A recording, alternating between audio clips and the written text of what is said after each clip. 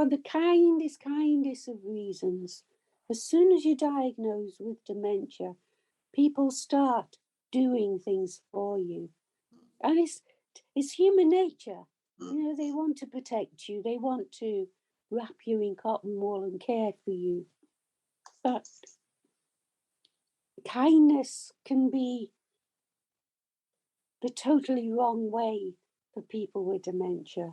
When I was working in services, there was a Sunday tradition where Nan always baked with the grandchildren, but baking was becoming a bit more difficult because of some of the symptoms of dementia.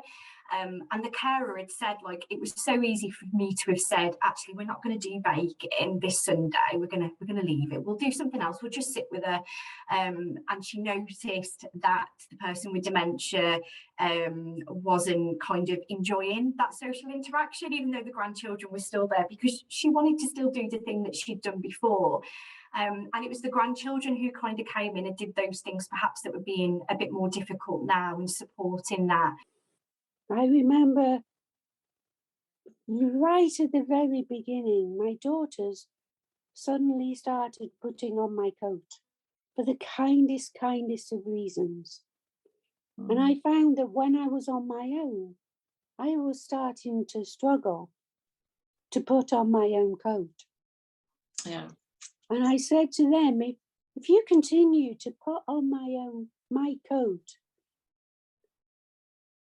I'm going to have to message you every time I want to leave the house for you to come to my house and put on my coat. Yeah. And they stopped immediately. Yeah, because that wouldn't have worked. I don't do any cooking, whatever. But every night I do have an apple. And I'm always mindful of, you know, I cut the apple in half and then I cut it into quarters. And then I get to the bit where where I'm cutting out the core bit and everything.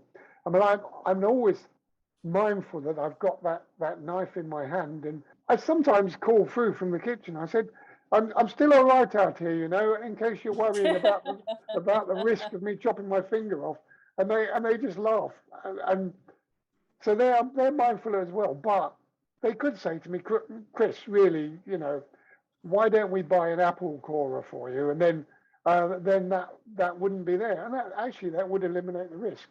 But no, it wouldn't. I kind of, if we did, then I'd use it. But there's also this notion of use it or lose it, because if you don't carry on doing things like Chris is saying about, you know, coring the apple and so on, well, he won't be able to carry on doing that, because you'll lose that small but quite important skill in that particular moment in the day.